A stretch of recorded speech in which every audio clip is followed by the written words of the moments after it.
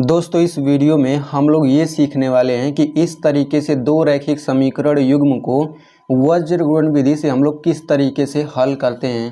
ठीक है, तो ये विधि बहुत ही सरल है। बस आप इस वीडियो को अंत तक देखिए, आपको गारंटी के साथ कह सकता हूँ कि आपको बहुत ही अच्छे से समझ आएगा। ठीक है, तो आप लोग बस ध्यान से समझिए।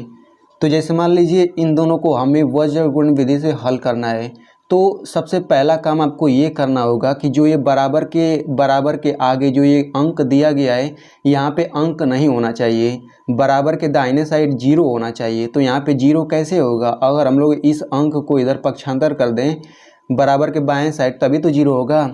ठीक है, तो सबसे पहले हम लोग इस अंक को इधर भेज देते हैं। तो ये हो जाएगा 2x माइनस 3y। अब यहाँ पे 7 था तो बराबर के बाएं साइड आएगा तो -7 हो जाएगा, और यहाँ पे कुछ नहीं बचेगा तो 0 हो जाएगा।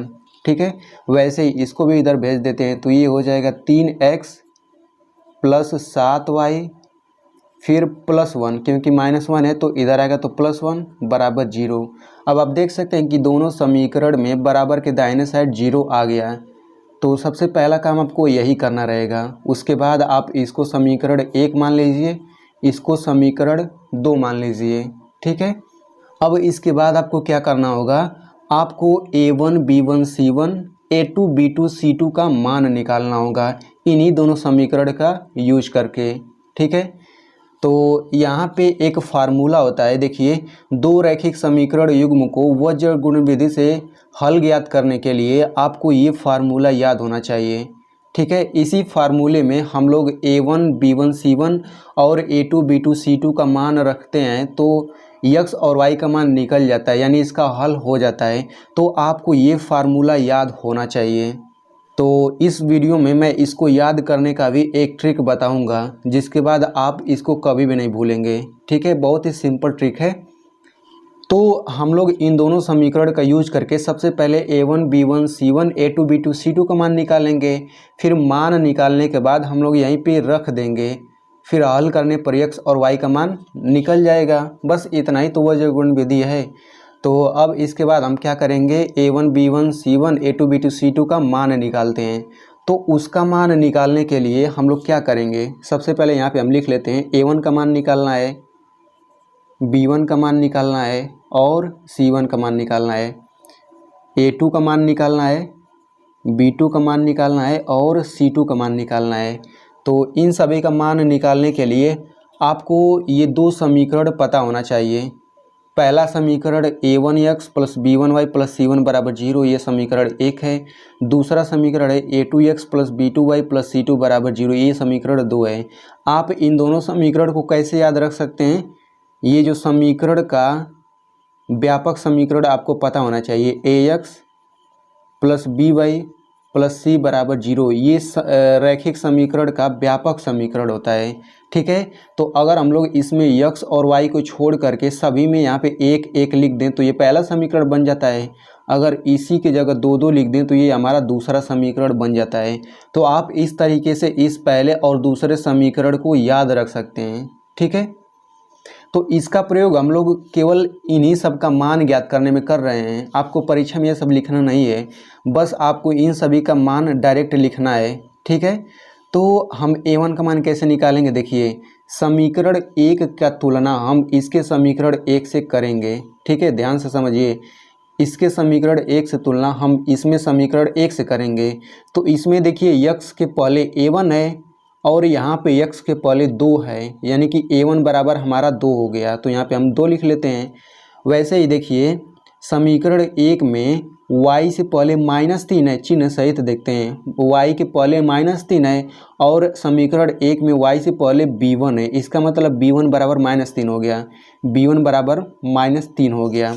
ठीक वैसे ही इसमें c1 है और यहाँ पे c1 की जगह क्या है? -7 है, तो c1 बराबर हो जाएगा -7। ठीक वैसे ही समीकरण 2 का तुलना समीकरण 2 से करेंगे। तो यहाँ पे x के पहले a2 है तो a2 बराबर 3 हो गया, b2 बराबर 7 हो गया, c2 बराबर 1 हो गया। ठीक है, तो a2 बराबर 3, b2 बराबर 7, c2 बराबर 1। तो आपको ये सब पेपर में करने की ज़रूरत नहीं है, ये मैंने बस इसलिए लिखा है ताकि आप इन सब का मान आसानी से निकाल सकें। अब आप इसका मान डायरेक्ट लिख सकते हैं। ठीक है। अब इसके बाद हम लोग फार्मूला लिख लेते हैं। तो चलिए हम फार्मूला लिख लेते हैं।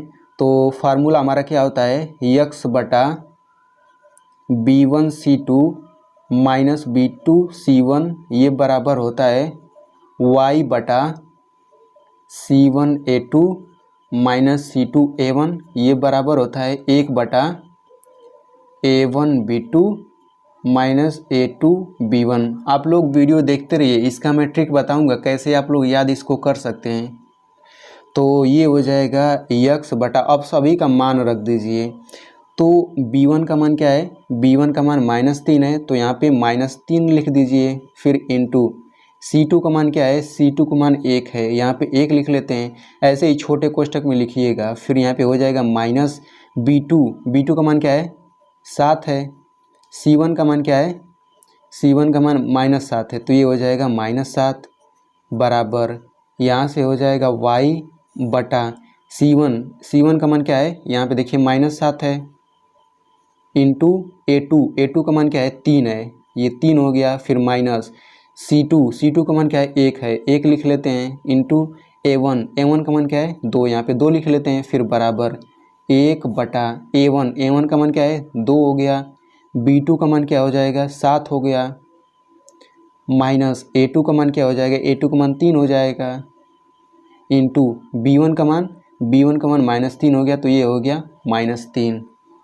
अब इसके बाद हम इसको और आगे हल करते हैं। तो ये हो जाएगा x बटा, अब यहाँ पे देखिए -3 का 1 में गुणा करेंगे कितना आएगा, -3 आएगा।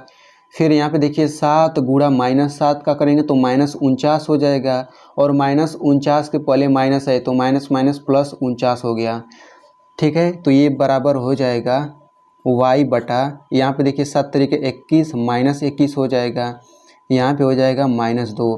अगर आपको धनात्मक और ऋणात्मक संख्याओं के साथ गुणा नहीं आता, या फिर ऋणात्मक और ऋणात्मक के साथ गुणा नहीं आता इस तरीके से, तो मैंने इस पर भी एक वीडियो बनाया हुआ है, यहाँ पे उसका लिंक आ रहा होगा, आप लोग उसको भी देख सकते हैं। ठीक है, लेकिन इसको देखने के बाद आप लोग देखिएगा। तो ये हो जाएगा 1 बटा 2 7 14 और 3 3 9 -9 हो जाएगा, और माइनस प्लस 9 हो गया।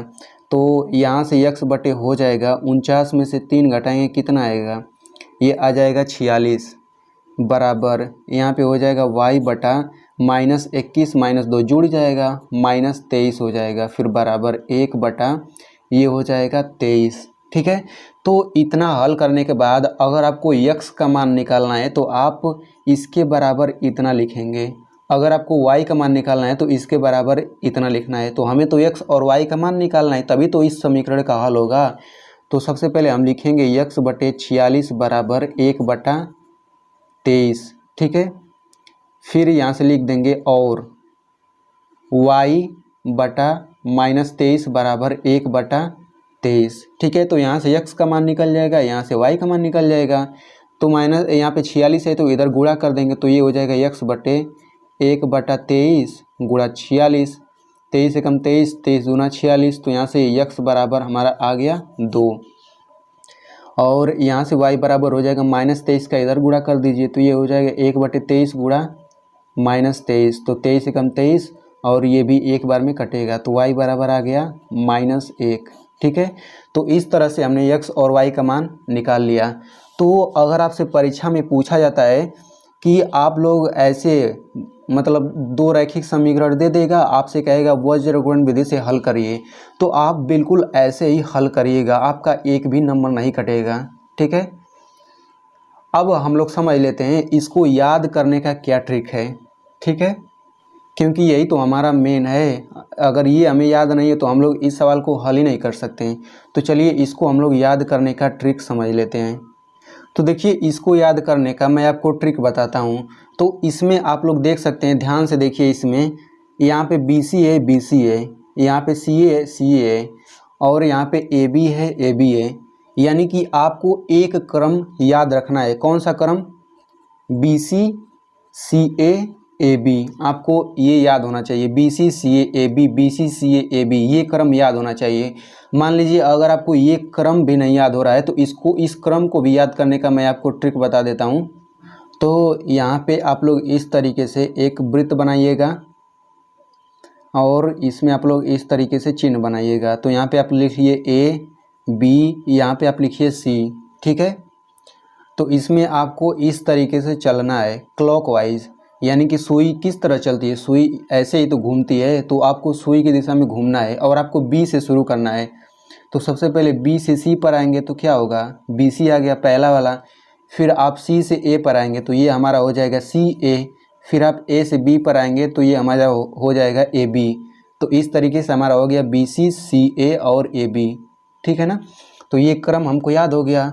अब उसके बाद से ये तो आपको पता है फार्मूले में ऊपर यक्स वाई और एक रहता है, तो आप इस तरह से लिखेंगे यक्स वाई एक हो गया, फिर बटा कर लीजिए, ये हमारा हो जाएगा बी सी, यहाँ से फिर लिखिए बी सी, यहाँ पे माइनस कर लीजिए बराबर, फिर हमारा हो जाएगा सी ए माइनस सी ए, ये बराबर हो जाएगा हमारा A B minus A B.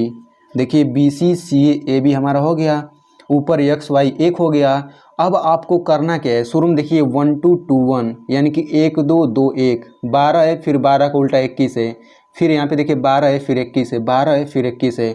तो आप लिख दीजिए 1 2 2 1, 1 2 2 1, 1 2 2 1। तो इस तरह से अब ये फार्मूला आपको कभी भी नहीं भूलेगा।